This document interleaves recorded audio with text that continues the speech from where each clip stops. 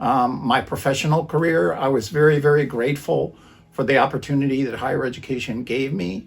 And in particular, the reason why I became involved in libraries was because libraries really started me thinking.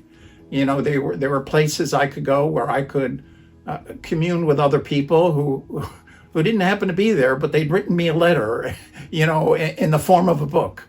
And so I could sort of have conversations with them. I could go places where I hadn't gone before.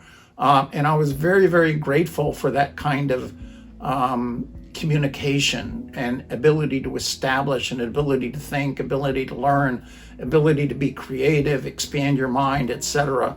So I was very grateful for the generosity of books and learning, and I was very grateful for education giving me the opportunity to think more about these things, to learn and speak with other people about those ideas.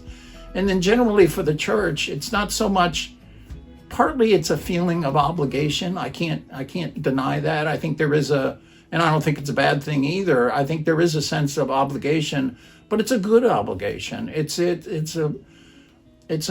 sense of knowing that I am not just a partaker, but that I'm also giving back in some way. I'm not just soaking it up and gimme. I'm also presenting an opportunity for others to do things that have been given to me. For example, one of the things I do, I know in my giving, for example, one of the things I do is that I know that St. Andrew has a library fund. So one of the things I do when I give is I always separate a few dollars to give specifically to the library. And I like doing that because it's a sort of mesh of both things. And then I had my Aunt Margie. And Aunt Margie lived with us for years. She never married. She did not, she did not have financial stability.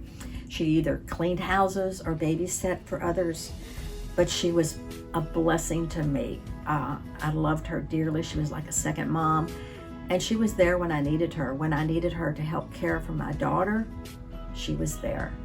Another example of selfless giving, and she was a tireless worker in the church. For 40 years, she served in the nursery. Every Sunday, she was there.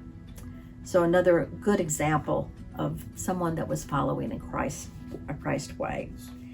When I think about what would I do, what would I have done, in 1980 and 82 when I was really struggling with a lot of things, if I didn't have a church family, what would I have done? And I try not to think about the dark places that I would be, did I not have that support. And the interesting thing is that probably most people who were there supporting me had no clue what I was going through. But I could go, be among people who I knew were non-judgmental and were there to support me no matter what. And they didn't need to know.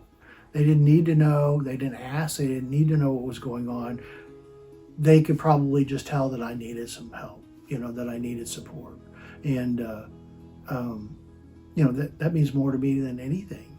And when I think about that, I'm thinking, okay, how many people have either I or this church helped in that way, just by just presence, right? The ministry of presence.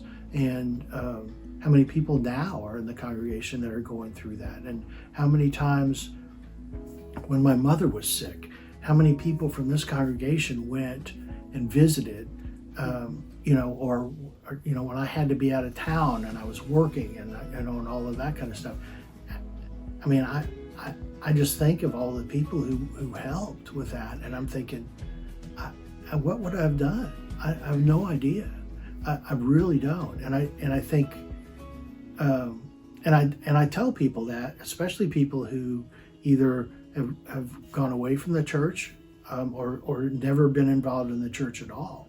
And I think, what do you do?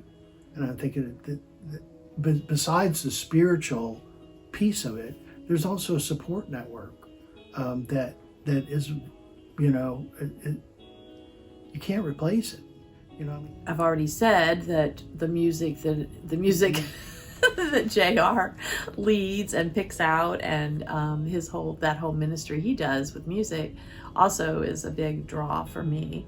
But I also like that we continue to, all the supporting at St. Mam and the other different missions that we do. The fact that we have these mission months, or a mission for a month, or however we want to say minutes.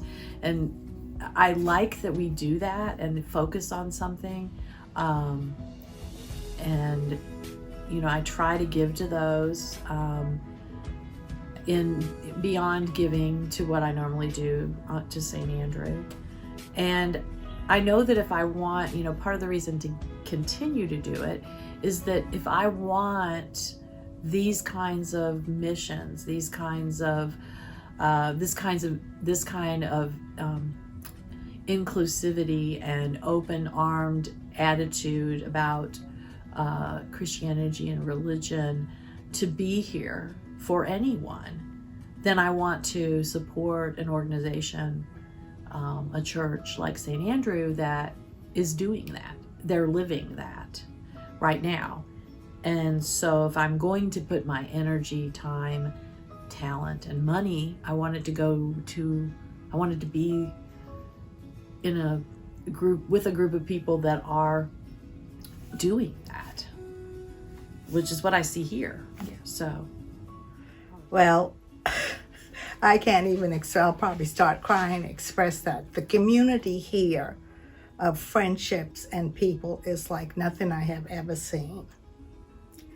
And it is so welcoming and open, that is just, it's unbelievable. JR's music is just like coming to a concert every week. I just, love it. Yours and Pastor Lori's message every week is unbelievable. And it's like sometimes on a Sunday, not often, I'll go, oh God, I don't want to get up and go to church today. But I'm saying, you get there and I don't know what, but it's what I needed to hear. And I'm thinking, thank God I came and did not miss that today. So it's a beautiful community of people working towards whatever we're working towards, we come together. That's the way I feel about it. And anybody that walks in that door is loved so much. It's overwhelming, sometimes. So I really do appreciate the kindness here and the welcoming here, and also the spiritual messages that we get. It's a great, great, great community. And I'm glad to be a part of it.